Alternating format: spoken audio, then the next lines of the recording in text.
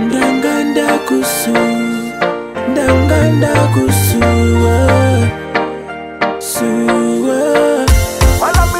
it's been a long time. Give up a walk and you baby bye bye. Remember that was good days. This na kuku wana zuwa za nyure. Uwamwe wesa funga kuti chashika kure. Uya kuno kani baby uya ndikutakure.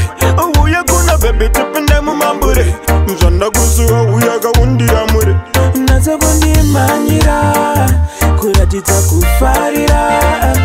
Nazo ndimbundira zvinobva zvandifaira nekuti ndakanakusuwa kaini, ndakanakusuwa kaini. Pasina iwe runa ranga runa tiri kaini. Ndakanakusuwa kaini, ndakanakusuwa kaini. Everything ndofunga but nanguna gai. Ndakanakusuwa kaini, ndakanakusuwa kaini. Shawabuya kanchakusiya nchoda kutubai. Ndakanakusuwa kaini, ndakanakusuwa kaini. Oh my, oh my, oh my, oh my.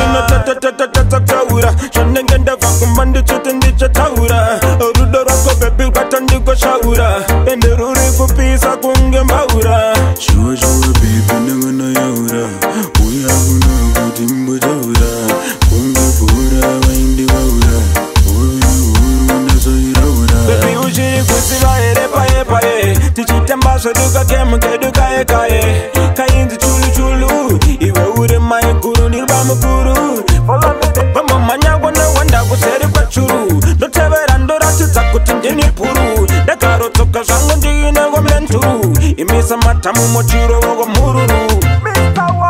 Ndakanakusuwa kaini, ndakanakusuwa kaini. Pasina iwe runa ranga runa tiri kaini. Ndakanakusuwa kaini, ndakanakusuwa kaini. Everything ndofunga but nanguna gai. Ndakanakusuwa kaini, ndakanakusuwa kaini. Shawabuya kanchakusiya nchoda kutubai. Ndakanakusuwa kaini, ndakanakusuwa kaini. Oh my, oh my, oh my, oh my. Ndanganda kusuwa, shuwanda kusuwa. Unozuziva uri mumwe wangu. Iwewe uri mumwe wangu. Kufana sita wapa, panina kuruka. Paguna kwira kumba pana pando buruka. Nagoka maragini kandimba buruka. Kwa swedera kapana pandino suduruka. Tiriri waviza shiri. Tichitendele taruda kunga firi. Kaita mari ndicha kuyendesa miri. Ma exi gachaguna tine skiri. Ndakanakusuwa kaini, ndakanakusuwa kaini. Pasina iwe runa ranga runa tiri kaini. Ndakanakusuwa kaini, ndakanakusuwa kaini. Everything ndofunga but nanguna gai. Ndakanakusuwa kaini, ndakanakusuwa kaini. Shawabuya kanchakusiya nchoda kutubai. Ndakanakusuwa kaini, ndakanakusuwa kaini. Oh my, oh